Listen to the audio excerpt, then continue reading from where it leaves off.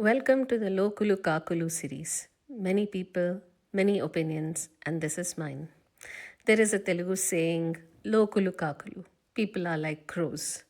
The meaning is simple and unsparing. There will be as many opinions as there are people, and no public figure can expect applause without also being prepared for the occasional cawing of criticism.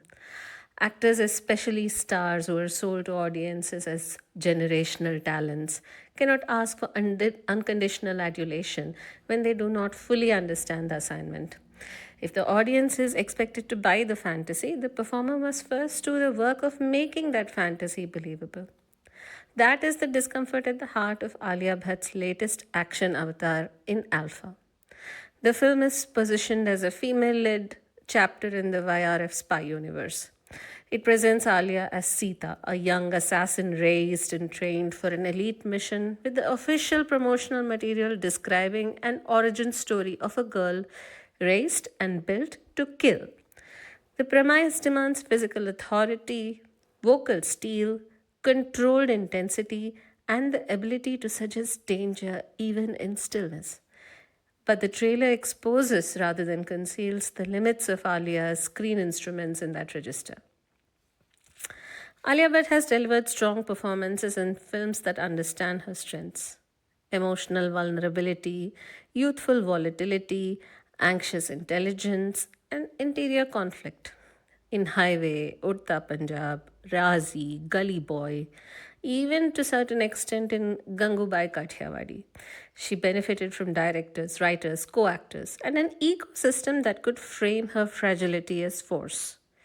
Those roles allowed her to externalize trauma, defiance, confusion, or rage through emotional immediacy.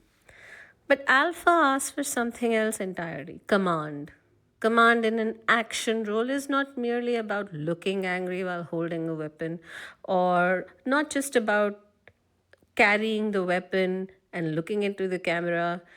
It is about the body carrying history. It is about shoulders, rhythm, the economy of movement. It is about making audiences believe that violence is not a costume worn for a franchise, but a language that the character has learned under pressure.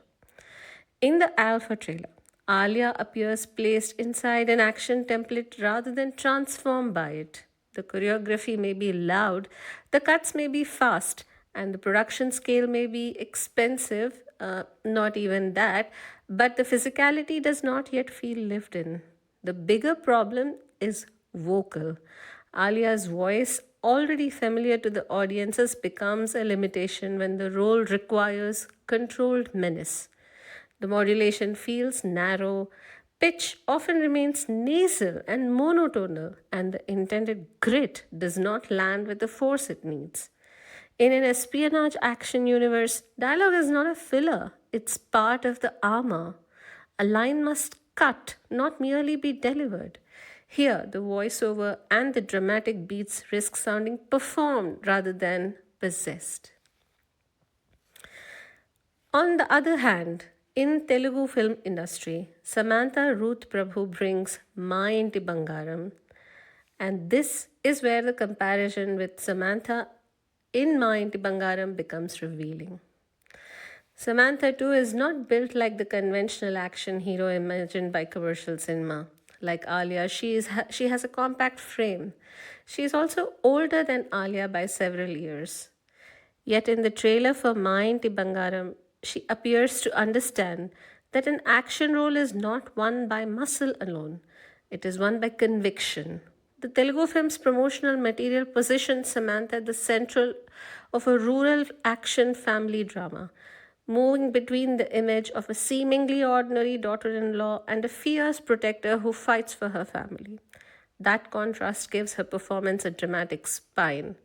She does not merely strike poses, she appears to inhabit the escalation. The fear, tenderness, anger, and physical retaliation seem to belong to the same person. The action grows out of the character, not just from franchise ambition. Samantha's advantage is not that she has a more imposing body. It is that she has built brick by brick a performer's toolkit: screen presence, vocal texture, emotional transitions, physical commitment, and an ability to show discomfort without looking embarrassed by it. In Ma Inti Bangaram, she seems to genuinely enjoy the process of becoming an action hero. There is a visible appetite for transformation. That appetite matters.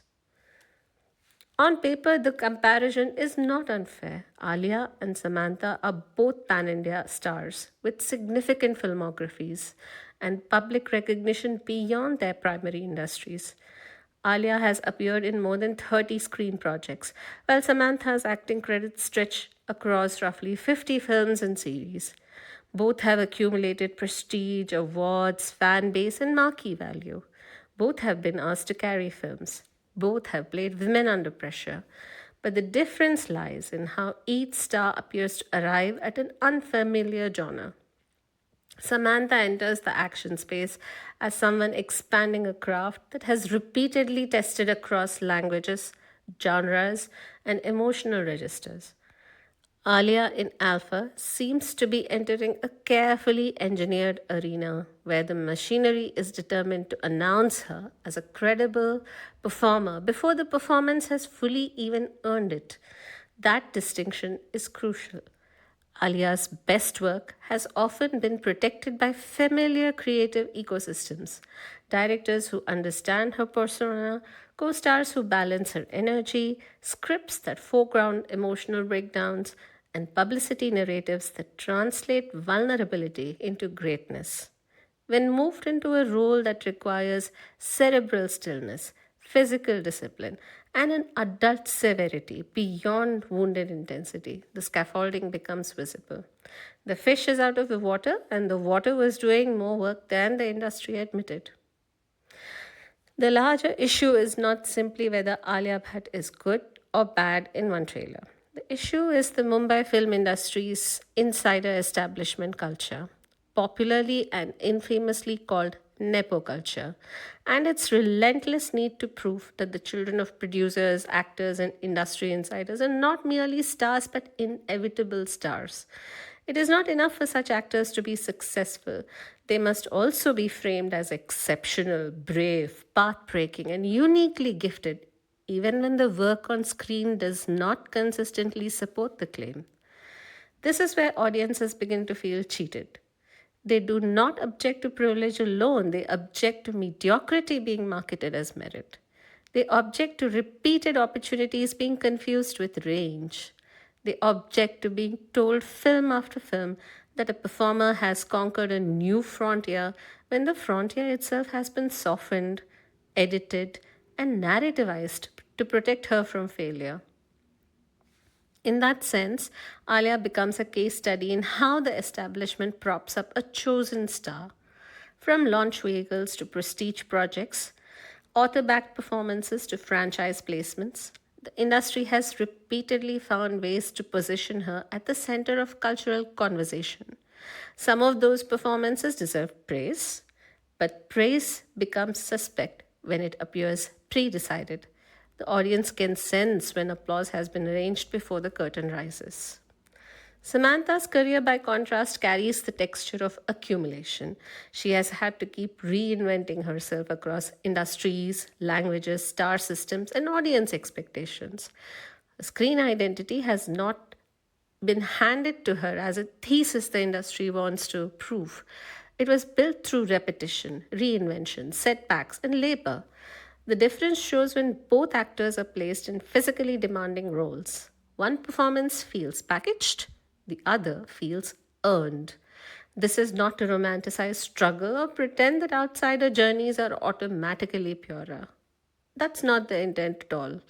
Stardom, somewhere, anywhere, involves opportunity, branding, and luck. But there is a difference between being repeatedly tested by the audience and being repeatedly insulated from them. Samantha's authority in Ma Inti Bangaram seems to come from a performer who has learned what tools she has, sharpened them, and entered the frame ready to use them. Alia's alpha persona, at least from the trailer, still appears to be waiting for the frame to do the convincing on her behalf. Whenever criticism of a star like Alia becomes loud, the industry often frames it as trolling, misogyny, or resentment. Those problems do exist, and they should be called out when they appear. But not every critique is prejudice. Sometimes the audience is simply refusing to accept a performance that lacks credibility. Sometimes viewers are not attacking a woman, they are rejecting an industrial narrative that keeps asking them to mistake access for artistry. Audiences are allowed to expect more. They are allowed to ask why action heroines must still be sold through glossy declarations instead of rigorous preparation. They are allowed to compare performances across industries. They are allowed to notice when a star's voice does not carry the weight of the role, when her body does not convince, when her expressions repeat familiar patterns, and when the publicity machine is louder than the performance. Lokulu Kaakulu. People will talk. They will praise, mock, compare. That is the contract of stardom. If actors want applause when they succeed, they must also accept criticism when they fall short. Alpha may still surprise in its full length form, but the trailer has already exposed a gap between the role Alia Bhatt has been given and the authority she currently brings to it. Samantha's Mind Bangaram, meanwhile, shows how an actor of similar physical scale can make action feel credible through conviction, preparation, and most importantly, craft. The real critique then is not merely of Alia. It is of an industry that keeps shoving carefully packaged mediocrity at audiences and then acts wounded when audiences refuse to be grateful. Nepo culture does not fail because insiders exist. It fails when the system insists that inheritance is genius, that repetition is range, and that a star placed inside a demanding role has automatically risen to merit. The audience is not wrong to ask for more. In fact, asking for more may be the only way cinema gets better. Lokulu Kaakulu series will continue next week with another story.